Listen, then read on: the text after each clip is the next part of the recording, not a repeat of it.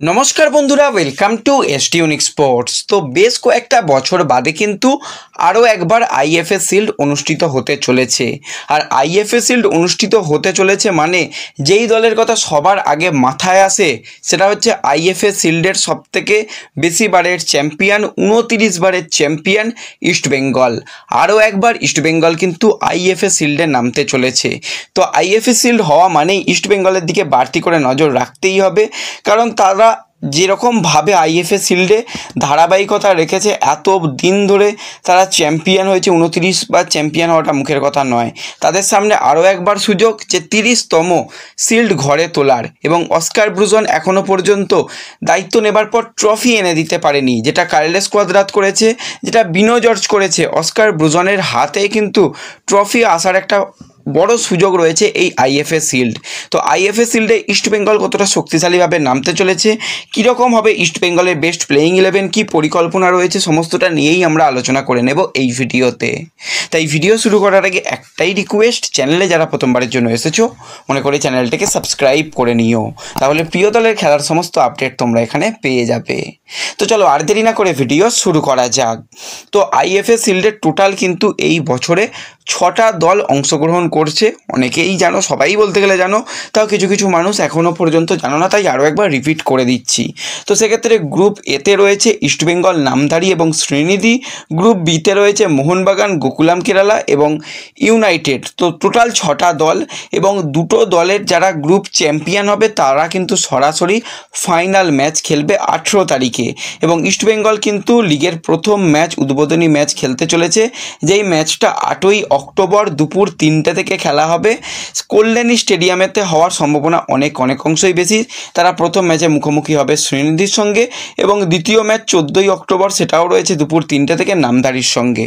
তো এটা হচ্ছে ইস্টবেঙ্গলের দুটো ম্যাচ, দুটোই জিততে হবে, কারণ এই রকম যখন গ্রুপ স্টেজে খেলা হয় প্রত্যেকটা ম্যাচই নকআউট ম্যাচ হয়ে যায়। তো নকআউট ম্যাচের মতনই ভাবনা চিন্তা করতে হবে, এবং অবশ্যই ইস্টবেঙ্গলকে কিন্তু জিতে পরবর্তী রাউন্ডে যেতে হবে। এবং অন পেপার তাকালে ইস্টবেঙ্গল তো সত্যিই ভালো দল, কারণ আমরা যদি তাকাই শ্রীনিধি বা যদি তাকাই নামধারী, তাদের তুলনায় অনেক হাই প্রোফাইল দল, বিদেশি সংখ্যা অনেক বেশি। তো সেক্ষেত্রে ইস্টবেঙ্গলকে চাই যে তারা ভালো কিছু করুক। তো ইস্টবেঙ্গলে যদি দলের দিকে তাকাই, গুরুত্বপূর্ণ বেশ কিছু প্লেয়ার নেই। জাতীয় দলের ক্যাম্পে আনোয়ার আলী, নাওরে মহেশ, তারা দুজন যোগদান করেছে। এছাড়া ইস্টবেঙ্গলের নবনিযুক্ত যে জাপানি স্ট্রাইকার হিরো, সে এখনও পর্যন্ত আসেনি। আইএফএ শিল্ডে সে কার্যত অনিশ্চিত ধরে রাখো, তাকে পাওয়া যাবে না। তো সেক্ষেত্রে হাতে 5 জন বিদেশি রয়েছে, ইন্ডিয়ান প্লেয়াররা সবাই রয়েছে, 2 জন প্লেয়ার বাদবাকি রিজার্ভ টিম থেকেও বেশ কিছু প্লেয়ার এসেছে। সব মিলিয়ে বিনো জর্জ এবং কার্লেস অস্কার ব্রুজন মিলে কিন্তু একটা ভালো রকম পরিকল্পনা করবে, এবং অস্কার ব্রুজন চাইবে যে একটা দলকে ভালো কিছু করাতে। তো গ্রুপ চ্যাম্পিয়ন হয়ে পরবর্তী ম্যাচটাই ফাইনাল। তো 3টে ম্যাচ জিততে পারলেই ইস্টবেঙ্গল ট্রফি পেয়ে যাবে। এত ভালো সুযোগ হাতছাড়া করাটা উচিত নয়। তো সেক্ষেত্রে আমরা যদি দল নিয়ে কথা বলি, দলে ভালো ভালো প্লেয়ার রয়েছে। যদি আমরা গোলকিপার পজিশানে তাকাই, তো সেক্ষেত্রে ইস্টবেঙ্গল কিন্তু অবশ্যই এই টুর্নামেন্টগুলোর জন্য গিলকে আরও একবার সুযোগ দেবে, এবং গিলকেও একটু মাথায় রাখতে হবে যে বড় ম্যাচ আমি খেলতে নামছি, ভুল ত্রুটি করলে দল হারবে। ডুরান্ড কাপে যেরকম আমরা দেখেছিলাম, যেভাবে জঘন্য ভুল ভ্রান্তি করে দলকে হারতে হয়েছিল। তো গিলের এটা কিন্তু একটা বড় পরীক্ষা, আশা করছি গিল ভালো করতে পারবে।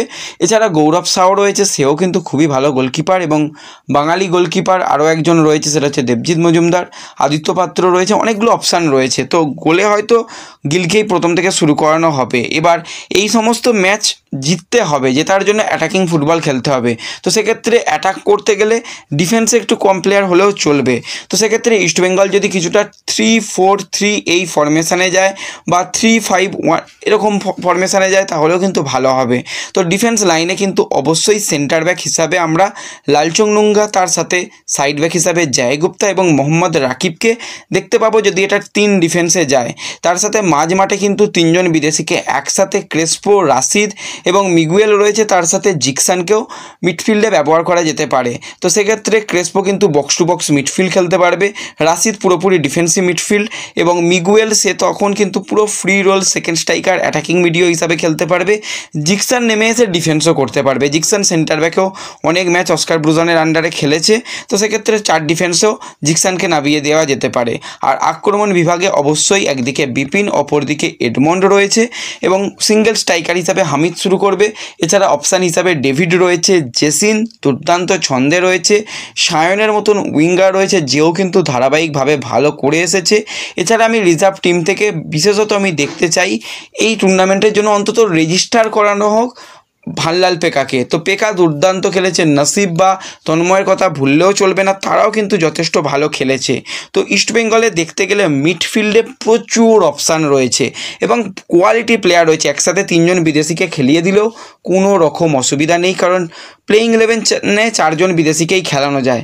এবার যদি মনে করে কোচ যে না আমি ডিফেন্সে একজন বিদেশি ডিফেন্ডারকে খেলাবো, তো সেক্ষেত্রে মিডফিল্ডে কিন্তু একজন বিদেশিকে সেক্ষেত্রে বসতে হবে। যদি কেভিন সিবিলেকে নামানো হয় ডিফেন্সের জন্য, তো সেক্ষেত্রে সেই জায়গাতে কিন্তু সলকে হয়তো বসতে হতে পারে এবং সেখানে মিগুয়েল এবং একসাথে রাশিদ তারা দুজনে খেলবে এবং আপফ্রন্টে তখন কিন্তু হামিদকে শুরু করানো হবে। এবার যদি কোচ মনে করে যে না আমি মিডফিল্ড স্ট্রং রাখবো যাতে আমি কোনো রকম অসুবিধা আমার ডিফেন্সের উপরও না পড়ে এবং যাতে অ্যাটাকে প্লেয়াররা গিয়ে বল সাপ্লাই পায়, মেন কথা হচ্ছে চান্স ক্রিয়েট করা এবং সেখান থেকে কনভার্সন তো আসবে। চান্স ক্রিয়েট করতে গেলে মিডফিল্ডে প্লেয়ার দরকার এবং আক্রমণ বিভাগে আমরা দেখেছি বিপিন সে যথেষ্ট ভালো পারফরমেন্স করেছে, এডমুন্ড সেও কিন্তু যখনই নেমেছে নাম্বার 10 মতন খেলছে। তার মধ্যে একটা সবসময় অ্যাগ্রেসিভ মেন্টালিটি রয়েছে যে আমি প্রেসিং ফুটবল খেলবো, তাকে 90 মিনিট প্রেস করতে দাও, কোনো রকম অসুবিধা নেই। রাইট উইং পজিশানে খেলতে পারে, প্রয়োজনে নেমে এসে মিডফিল্ডে খেলে দেবে এবং তাকে যদি বেঞ্চেও করা হয় সেই জায়গায় ভিষ্ণুকে নামানো হয় তাতেও কোনো অসুবিধা নেই। ভিষ্ণুর স্কিল, ভিষ্ণুর বল কন্ট্রোল, ভিষ্ণুর চান্স ক্রিয়েট করা, তো সব মিলিয়ে ভিষ্ণুও কিন্তু দারুণ অপশান। এছাড়া যদি তাকাও সেক্ষেত্রে আমান রয়েছে, জেসিন রয়েছে, সায়ন রয়েছে, অপশান প্রচুর রয়েছে অ্যাটাকিং বিভাগে এবং স্ট্রাইকার হিসাবে জেসিনকেও ভাবা যেতে পারে, ডেভিডকে ভাবা যেতে পারে, মূলত মাঝিকে ভাবা যেতে পারে, অনেক অপশান কিন্তু রয়েছে। তো ওভারঅল দেখতে গেলে কিন্তু ইস্টবেঙ্গল তারা ফেভারিট হিসাবে নামবে এটা তো বলাই যায়, কিন্তু এটাও মানতে হবে মাঠের লড়াইয়ে যারা জিতবে তারাই কিন্তু শেষ কথা বলে, অন পেপার নিয়ে কিন্তু কিছু হয় না। কিন্তু তবুও আশা করা যায় যে অস্কার ব্রুজন এই যে এত শক্তিশালী একটা দল পেয়েছে, সেই শক্তিশালী দল নিয়ে কিন্তু সে অবশ্যই ভালো রেজাল্ট করানোর চেষ্টা করবে এবং ইস্টবেঙ্গলকে 30তম আইএফএ শিল্ড এনে দেওয়ার জন্য নানান রকম পরিকল্পনা করবে। এটা যদি প্ল্যান এ হয় তো প্ল্যান বি আরও কিছু রকম থাকবে, তো সেগুলো নিয়ে তো অবশ্যই আমরা পরবর্তী সময় আলোচনা করব, দল নিয়ে আলোচনা করব। তো এটা মূলত ইস্টবেঙ্গলের শক্তি কীরকম, ইস্টবেঙ্গল কীরকম দল নিয়ে নামছে আইএফএ শিল্ডে সেই আলোচনাই ছিল। ভিডিও ভালো লাগলে অবশ্যই কিন্তু তোমরা লাইক শেয়ার করে দিও, আর যারা চ্যানেলে আসছো মনে করে কিন্তু চ্যানেল সাবস্ক্রাইব করে নিও। এবার টিকিট নিয়ে অনেকে জানতে চাইছিলে, আপডেট এলে অবশ্যই আমাদের সোশ্যাল মিডিয়া পেজে দিয়ে দেবো, তাই ডেসক্রিপশন এবং পিন কমেন্টের লিঙ্ক থেকে আমাদের সোশ্যাল মিডিয়া পেজে যুক্ত হয়ে যাও, সেখানেও কিন্তু সমস্ত লেটেস্ট আপডেট পেয়ে যাবে। তো দেখা হবে পরবর্তী ভিডিওতে, ধন্যবাদ।